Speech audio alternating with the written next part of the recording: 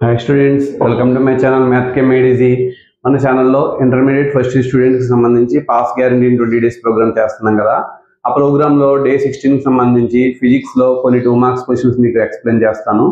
అవి ఎక్స్ప్లెయిన్ చేసే ముందుగా మన ఛానల్ని లైక్ చేయండి, షేర్ చేయండి. మొదటిసారిగా మన ఛానల్ చూస్తున్న వాళ్ళు సబ్స్క్రైబ్ చేయడం మాత్రం మర్చిపోకండి.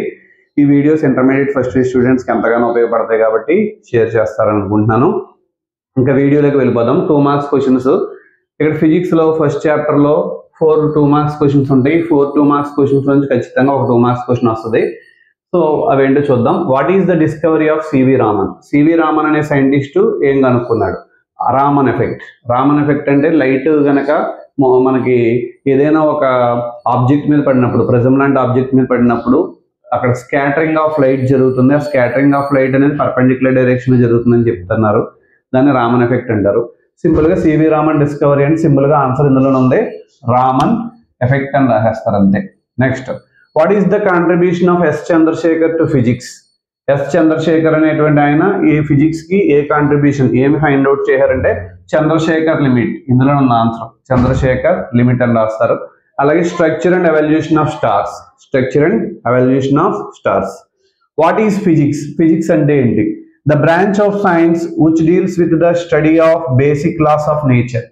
Basic laws of nature ni study చేసేటువంటి బ్రాంచ్. సైన్స్ లో ఇది ఒక branch. Basic laws of nature ని ఎక్స్ప్లెయిన్ చేసేటువంటి, స్టడీ చేసేటువంటి బ్రాంచ్ ని, సైన్స్ లో ఉండే బ్రాంచ్ ని ఫిజిక్స్ అని అంటారు. సో ఒకసారి మళ్ళీ రిపీట్ చేస్తాను చూడండి.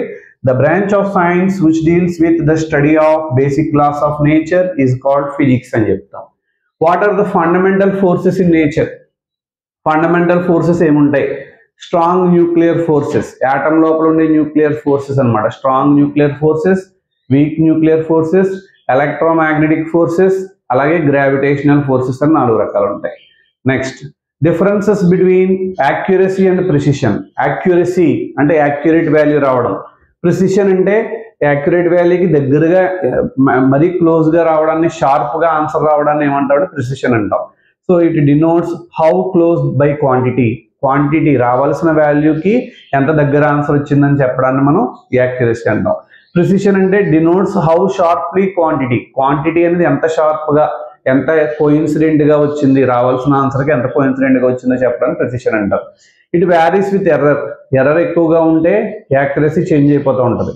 అయితే ఇక్కడ varies with least count. Least count అంటే ఒక ఇన్స్ట్రుమెంట్ ఉపయోగించి మనం మినిమం ఎంత క్వాంటిటీ అయితే మనం మెజర్ చేయగలమో దాన్ని లీస్ట్ కౌంట్ అంటారు. ఓకేనా? యాక్యురసీ అంటే how close to the quantity, క్వాంటిటీకి ఎంత క్లోజ్గా ఉందో చెప్తుంది. హౌ షార్ప్లీ ద క్వాంటిటీ చెప్పేది ఏమన్నా ప్రిసిషన్ అంటారు. ఈ యాక్యురసీ అనేది ఎర్రర్తో పాటు మారిపోతూ ఉంటుంది. ప్రిసిషన్ అనేది లీస్ట్ కౌంట్తో పాటు మారుతూ ఉంటుంది. నెక్స్ట్ క్వశ్చన్ చూద్దాం.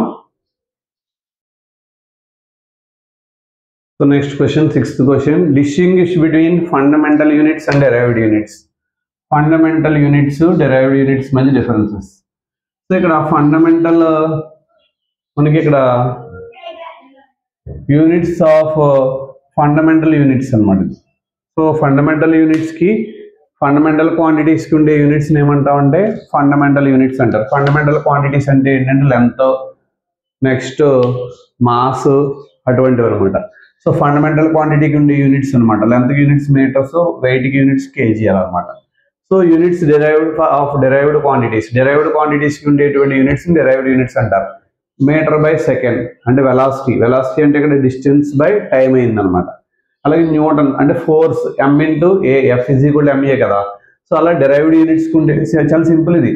సో సబ్జెక్ట్ తో సంబంధం లేకుండా ఫండమెంటల్ యూనిట్స్ అంటే ఏంటంటే the units of fundamental quantities.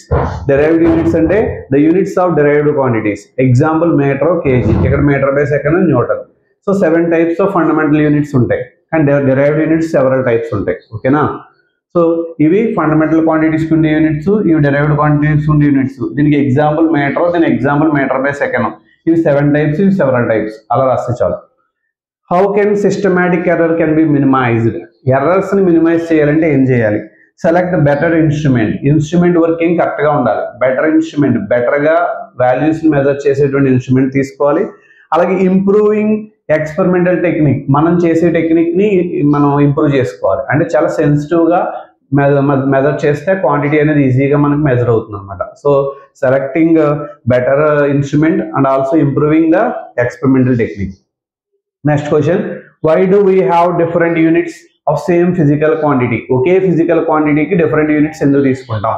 A physical quantity possess a wide range of magnitude. Wide range of magnitude అంటే చాలా మినిమం వాల్యూ ఉండొచ్చు, దానికి మ్యాక్సిమం వాల్యూ కూడా ఉండొచ్చు. అందు కాబట్టి వీ నీడ్ డిఫరెంట్ యూనిట్స్ అనమాట. ఫర్ ఎగ్జాంపుల్ వెయిట్ తీసుకున్నాం అనుకోండి, బంగారాన్ని మిల్లీగ్రామ్స్లోని గ్రామ్స్లోని మెజర్ చేస్తారు.